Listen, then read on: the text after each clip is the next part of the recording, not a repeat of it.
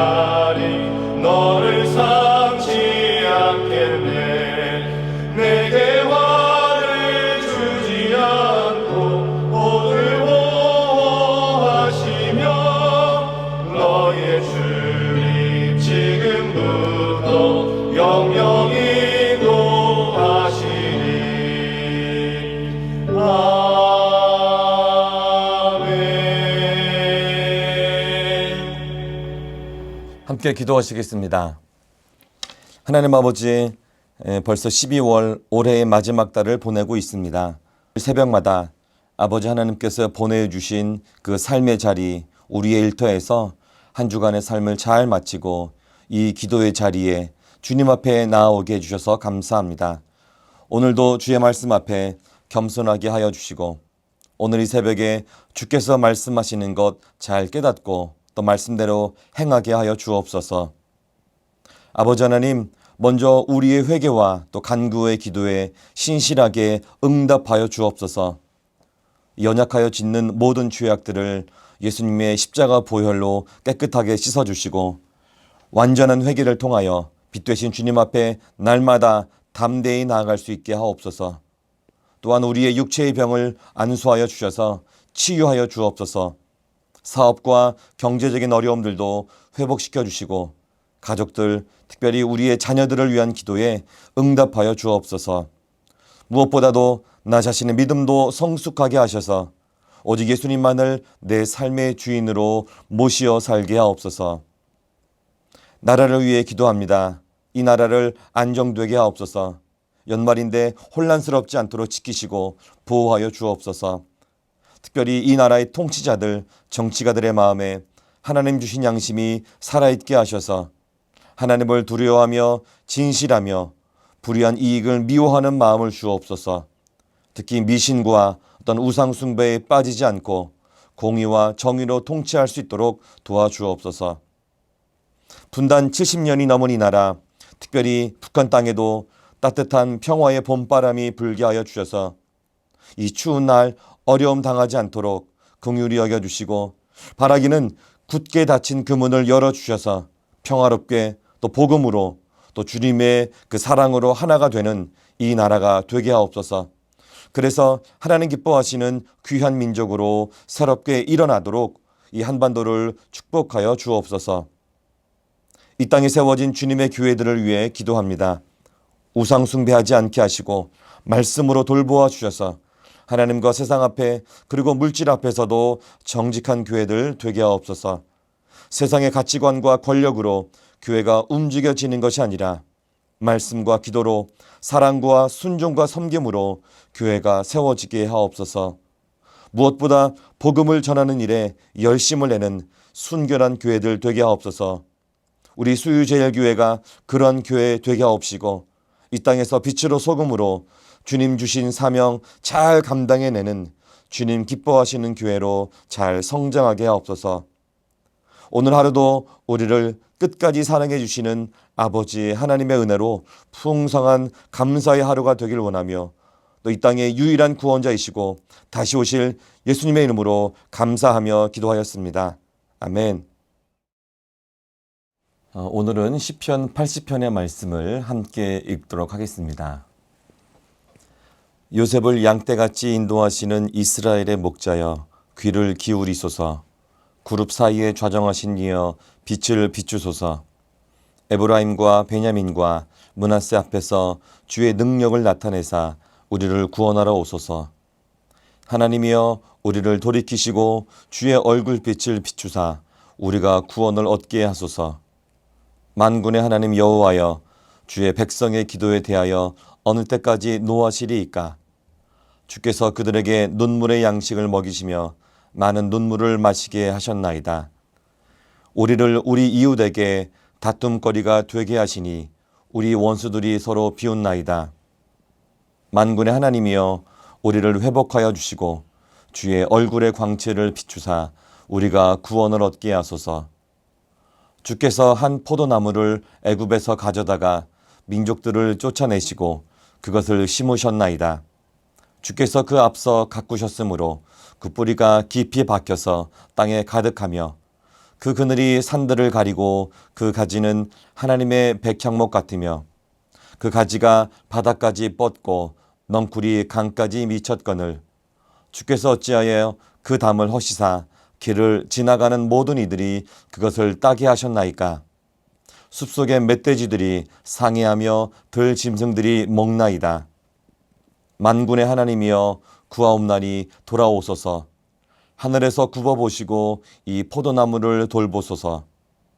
주의 오른손으로 심으신 줄기요 주를 위하여 힘있게 하신 가지니이다. 그것이 불타고 배임을 당하며 주의 면책으로 말미암아 멸망하오니 주의 오른쪽에 있는 자 곧 주를 위하여 힘있게 하신 인자에게 주의 손을 얹으소서. 그리하시면 우리가 주에게서 물러가지 아니하오리니 우리를 소생하게 하소서. 우리가 주의 이름을 부르리이다. 만군의 하나님 여호와여 우리를 돌이켜 주시고 주의 얼굴의 광채를 우리에게 비추소서. 우리가 구원을 얻으리이다. 아멘. 할렐루야. 성탄을 앞둔 이 새벽에 또 변함없이 이 기도의 자리에 나오신 여러분들을 한 분 한 분 환영하고 축복합니다. 오늘은 시편 80편 8절에서 19절의 말씀을 중심으로 이스라엘을 본보기로 삼아서 라는 제목으로 잠시 동안 말씀을 나누도록 하겠습니다. 성경에는 포도나무나 포도주에 관한 말씀들이 종종 등장합니다. 예수님과 제자들이 성찬식을 하시면서 나오는 그 떡과 포도주 이야기도 있고 또 요한복음 2장에 보면 물로 포도주를 만드신 예수님의 그 첫 번째 이적 사건도 기록되어 있죠.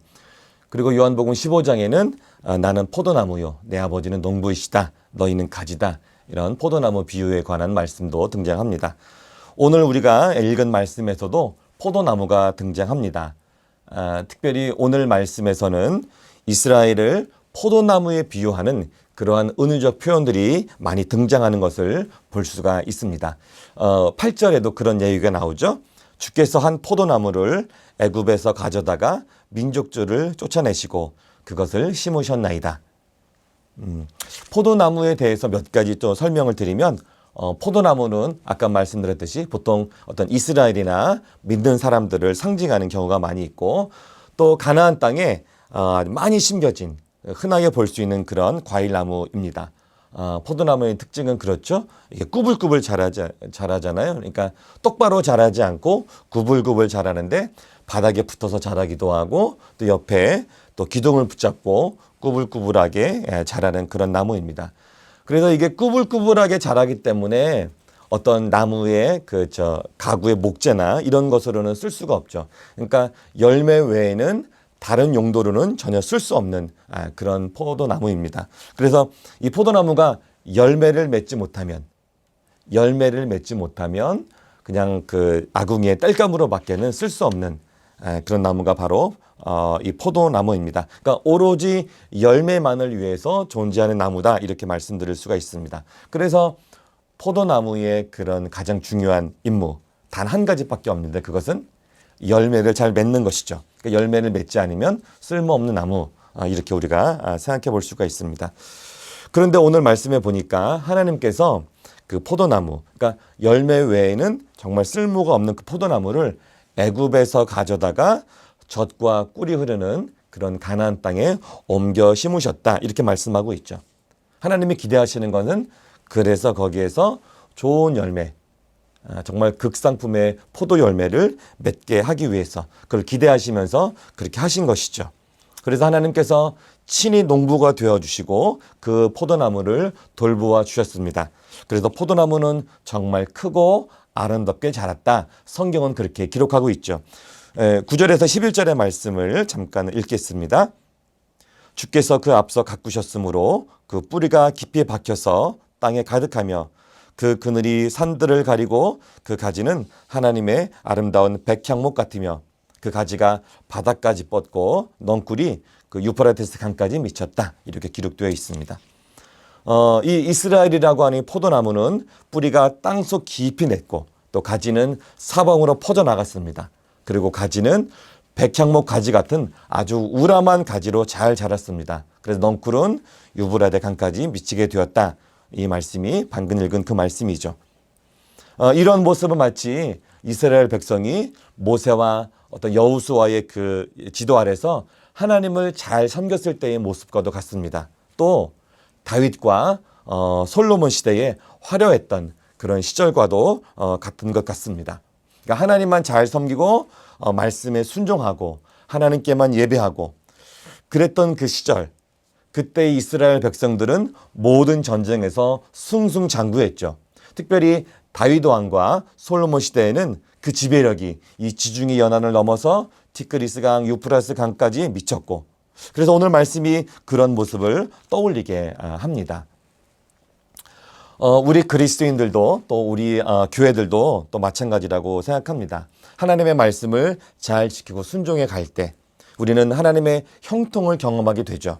그리고 그것이 바로 주님께 드려지는 또 극상품의 그 열매라고 할 수가 있습니다. 그런데 말씀을 계속 보니까 문제가 생겼습니다. 오직 하나님만을 의지하여 살았던 이스라엘 백성들은 힘이 세지고 부강해지면서 하나님을 의지하는 것이 아니라 자신들이 가지고 있는 이 힘들, 부와 권세, 이런 것들을 의지하기 시작한 것이죠. 분명히 하나님께서는 극상품 포도나무를 심으시고 그 극상품의 포도나무 열매를 맺기를 원하셨는데 이 이스라엘이라고 하는 포도나무는 너무나 쉬어서 사람은 도저히 먹지 못하는 그런 들포도만 맺게 되었다라고 하는 것입니다. 그러니까 하나님의 기대와 다르게 또 하나님의 기대와 너무 다른 그 열매를 계속 맺게 되자 또 하나님께서는 그 포도나무를 가꾸지 않고 그냥 내버려 두신다. 이 말씀이 또 성경에 기록되어 있습니다. 12절과 13절의 말씀을 제가 읽어보겠습니다. 주께서 어찌하여 그 담을 허시사 길을 지나가는 모든 이들이 그것을 따게 하셨나이까? 숲속의 멧돼지들이 상해하며 들짐승들이 먹나이다. 여기서 담은 이스라엘에 대한 하나님의 보호를 의미한다고 할 수가 있습니다. 그리고 지나가는 이들과 멧돼지와 들짐승이란 주변 국가들을 의미한다고 할 수가 있죠. 그래서 이 멧돼지와 들짐승들이 땅을 마구 패여쳐 놓듯이 이스라엘 땅은 주변의 외적들의 침입으로 아주 초토화가 되었습니다. 즉 좋지 않은 열매를 맺지 못하는 포도나무의 결말이 어떠한지 알려주고 있는 것이죠. 그래서 이 시의 기록자, 이 시인은 이스라엘이 왜 이런 일을 당했는지 기억하면서 그것을 좀 기록하고 있습니다. 이 시의 배경을 우리가 조금 살펴본다면 이런 것이죠. 이게 우리가 보았던 1, 2절의 말씀을 보니까 거기에 보면 요셉, 이스라엘, 에브라임, 베냐민, 므낫세 이런 라헬의 아들들이 계속 등장하고 그래서 이런 것을 볼 때 아마도 북이스라엘 그 북이스라엘의 중심 세력이었던 이 아들들의 이름을 나열한 것을 볼 때 아마도 북이스라엘이 멸망한 뒤에 그런 상황을 배경으로 이 시가 기록되었다 우리가 그렇게 추측합니다. 북이스라엘은 남유다와 갈라지면서 첫 번째 왕인 그 여로보암 왕 때부터 우상을 숭배했죠. 그리고 나중에 BC 722년에 아수르라는 나라에 멸망당하게 됩니다.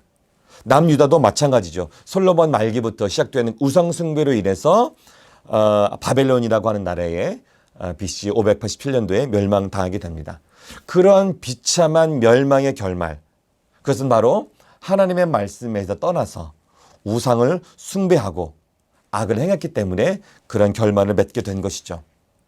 이것을 통해서 우리의 모습도 점검해야 할 것 같습니다. 우리도 마찬가지죠. 우리도 말씀 안에 살고 있다고 하지만 실질적으로 말씀에서 떠나서 우상을 숭배한다면, 하나님을 믿고 있긴 하지만 하나님 외에 또 다른 것도 같이 섬기고 있다면, 우상 숭배를 한다면, 양다리를 걸치고 있다면 우리나 우리의 교회 공동체도 마찬가지의 결과를 우리가 얻게 될 것입니다. 안타까운 점은 한국 교회 코로나 시절을 지나면서 또 2000년대 시절을 지나가면서 우리 한국 기독교는 사실 성장에 멈추어 있습니다. 교회가 부흥된다고 하는 것은 대부분 이 교회에서 저 교회로 옮겨진 그런 수평 이동이라고 할 수가 있죠. 많은 젊은이들이 사실 교회를 떠나고 있고 교회로 오는 발걸음은 현저하게 줄고 있습니다. 실제로 어느 교회들은 교회 학교가 운영되지 않는 그런 것들도 많이 생겨나는 것을 우리가 자료를 통해서 알 수가 있습니다. 요즘도 그렇지만 뉴스에서는 가끔 가다가 교회의 어떤 불미스러운 소식들이 또 등장합니다. 또 그에 대한 비판의 목소리도 많이 등장하고 교회의 현실에 대해서 안타까운 탄식들이 여기저기서 등장하는 것을 우리가 볼 수가 있습니다. 이제 곧 성탄절이죠. 예수님께서 남기고 가신, 예수님께서 남겨주신 그 교회의 모습이 정말 이런 모습이 주님 기대하셨던 그런 교회일까, 이런 고민을 합니다. 이 땅에 오셔서 복음을 전하시고 죽으시고 부활하셔서 승천하실 때 주님이 이런 기대를 교회에 갖고 계시지는 않았을 텐데 참으로 안타까운 마음이 가득합니다. 어떻게 해서 이런 모습이 되었을까? 어떻게 해서 이 세상 가운데 주님이 부탁하신 세상의 빛과 소금의 역할을 기대하기 어려운 이런 교회의 상황이 되었을까? 오늘 말씀을 비추어 본다면 이스라엘은 말씀에서 떠나서 우상을 숭배했기 때문에 멸망했습니다. 그렇다면 우리의 모습은 과연 그 시대의 이스라엘과 얼마나 다를까요? 또 무엇이 다를까? 또 생각해 보게 되죠. 이 시대에 우리는 이스라엘 시대와 다른 또 다른 우상을 사실 섬기고 있지는 않을까? 그런 생각을 해보게 됩니다. 아까도 말씀드렸지만 하나님과 재물을 겸하여 섬기지 말라고 하셨는데 하나님을 섬기면서 또 하나님 외에 또 다른 어떤 것들, 우리가 가지고 있는 돈, 건물 또는 많은 성도의 숫자, 이런 것을 우리가 의지하고 있지는 않은가? 또 그것을 가지고 이 세상에 또 권력을 행사하면서 또 다른 이데올로기를 우리가 추구하고 있지는 않은가? 그런 집단 이기주의에 빠져서 성경 외에 성경에 가르쳐주는 것 외에 다른 사람의 가치관 그 어떤 것들을 따라가고 또 어떤 사람을 추종하면서 우상 숭배하듯이 그렇게 하고 있는 것은 아닌가?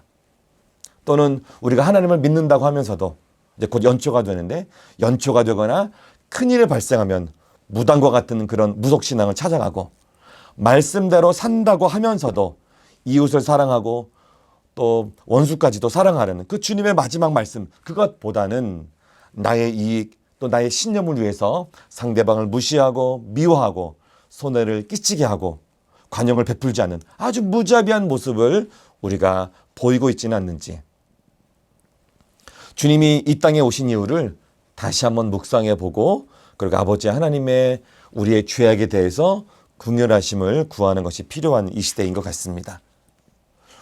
오늘 말씀에서는 그러한 현실 앞에서 다시 한번 하나님의 돌보심을 간구하는 것들이 기록되어 있습니다. 포도가 열매를 잘 맺으려면 농부의 돌봄이 필요하듯이 하나님의 오른손으로 심으시고 힘있게 하신 그 포도나무의 줄기와 가지를 다시 한번 돌봐주시기를 간청하는 것이죠.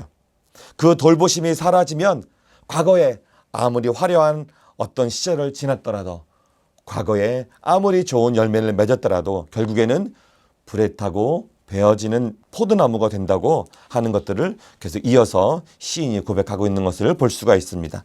14절에서 16절의 말씀을 제가 읽겠습니다. 만군의 하나님이여 구하옵나니 돌아오소서. 하늘에서 굽어보시고 이 포도나무를 돌보소서. 주의 오른손으로 심으신 줄기요 주를 위하여 힘있게 하신 가지니이다. 그것이 불타고 배임을 당하며 주의 면책으로 말미암아 멸망하오니.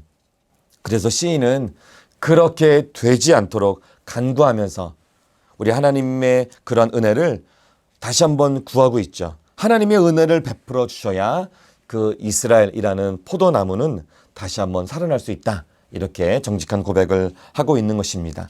제가 17절의 말씀에서 19절의 말씀을 한번 읽도록 하겠습니다.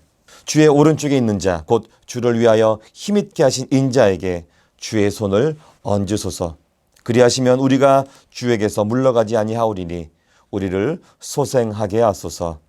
우리가 주의 이름을 부르리이다. 만군의 하나님 여호와여, 우리를 돌이켜 주시고 주의 얼굴의 광채를 우리에게 비추소서. 우리가 구원을 얻으리이다.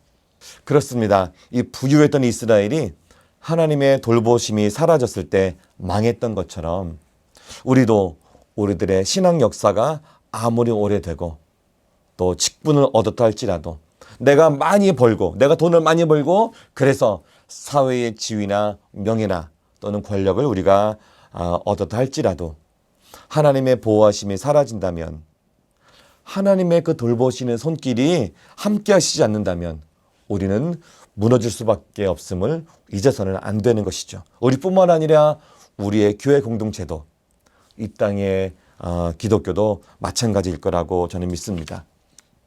오늘 말씀을 정리하겠습니다.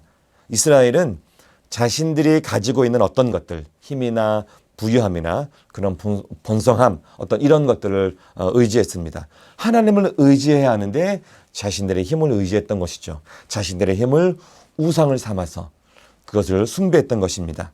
하나님을 의지할 때 오늘 12절의 말씀처럼 하나님께서 우리들의 든든한 담이 되어주시고 그 나라를 보호하여 주셨는데 자신들의 힘을 우상 숭배하면서 자신들이 가지고 있는 그 어떤 것들을 의지하며 살아갈 때 결국 멸망당하게 되는 그 이스라엘을 우리가 볼 수가 있는 것이죠.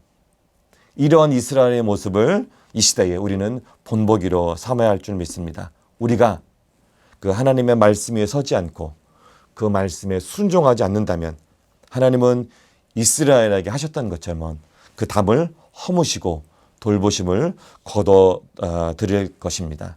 저에게는 그러한 두려움이 있습니다. 그렇게 하지 않도록 우리가 날마다 새롭게 해야 하는 것입니다. 그래서 우리는 하나님만을 의지해야 합니다. 우리 같이 따라해 보겠습니다. 우리는 하나님만을 의지해야 한다. 그렇죠. 우리뿐만이 아니라 우리의 교회도, 한국의 기독교도 우리 하나님만을 의지해야 합니다. 성도의 숫자나 재정이나 또는 역사와 전통을 의지할 것이 아니라 정말 하나님만을 의지하고 말씀을 따라 그 말씀에 순종하며 살아야 합니다. 하나님의 보호하심을 날마다 구하면서 겸손한 삶을 살아야 하죠. 이 새벽에 기도의 자리에 나오시는 모든 분들이 어떤 자신의 힘, 나의 힘을 의지하는 그러한 우상 숭배에 빠지지 않고 오직 아버지 하나님만을 의지하여서 우리들의 삶이, 그리고 우리들의 교회 공동체가 10절에서 11절의 말씀처럼 뿌리가 땅속 깊이까지 쭉 뻗어나가고 가지는 사방으로 자라나서 백향목 가지처럼 아주 우람한 가지로 잘 자라고 넝쿨은 강까지 미치게 되는 정말 그 귀한 축복의 은혜를 날마다 경험하시기를 축복합니다. 이 모든 은혜가 저와 여러분 가운데 있기를 예수님의 이름으로 다시 한번 축복합니다. 우리 함께 기도하도록 하겠습니다. 하나님 아버지, 예수님을 보내어 주셔서 우리를 구원하여 주시고 우리를 자녀 삼아 주셔서 감사합니다. 이 시간에 다시 한번 믿음으로 고백합니다. 우리가 아버지 하나님만을 의지합니다. 세상에서 얻게 된 나의 힘을 의지했던 그 모든 우상 숭배를 버리고 오직 구원자 예수 그리스도를 보내어 주신 아버지 하나님만을 의지합니다. 이전에 그 죄악된 모습을 용서하여 주시고 다시 한번 긍휼을 베풀어 주옵소서. 그래서 우리의 삶이 뿌리가 땅속 깊은 곳까지 뻗어가고 가지는 백향목 가지처럼 아주 우람한 가지로 잘 자라나며 넝쿨은 유브라데 강까지 미치게 되는 귀한 형통의 삶을 살게 하여 주옵소서. 이제는 예수님께서 가르쳐 주신 기도를 함께 드리오니 하늘에 계신 우리 아버지, 아버지의 이름을 거룩하게 하시며 아버지의 나라가 오게 하시며 아버지의 뜻이 하늘에서와 같이 땅에서도 이루어지게 하소서. 오늘 우리에게 일용할 양식을 주시고 우리가 우리에게 잘못한 사람을 용서하여 준 것 같이 우리 죄를 용서하여 주시고 우리를 시험에 빠지지 않게 하시고 악에서 구하소서. 나라와 권능과 영광이 영원히 아버지의 것입니다. 아멘.